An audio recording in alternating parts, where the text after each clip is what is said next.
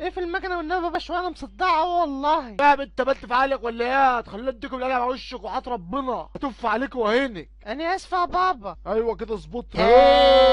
هاي. رحله الاقصر واقصام ب 300 جنيه.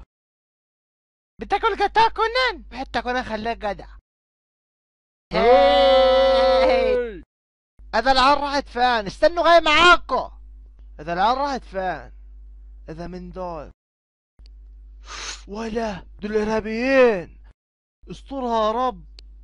انا مش هسيبهم، لازم اراقبهم عشان اعرف اعملوا ايه. هنفك الميكروفون دوت ونلزقه بقى ايه في اللبانه ديت ونحطه تحت الكرسي عشان نسمع الارهابيين بيقولوا ايه. خلاص يا سيد عرب، عرفت تحط القنبله فين؟ لا مش عارف. انا عارف انك برشامه وهتودينا في داهيه. اسمع تاني، هتروح عند محول الكهرباء اللي في حي المناخ، هتفتحها تحط القنبله، هتقفل محول الكهرباء وتجري.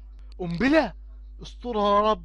طب افرض وانا بحطها في المحول قامت مفرقعه في وشي. هنجيب غيرك يا سيد عرب. لا كده مش هاكل، لازم اروح ابلغ الحكومه بسرعه. سلام عليكم، ازيك يا باشا؟ بقول لك في 2 ارهابيين هنا معاهم قنبله. القنبله ديت مع 2 ارهابيين لابسين اسود وفيهم واحد بنضاره. لا ما شفتهمش والله. ما بس كده انت بلاش تهريج، ده عيل صغير فيها. الاتنين الارهابيين دول حبيبي اللي معاهم الشنطه اللي فيها القنبله، معاهم واحد اسمه سيد عرب. شفتهمش والله.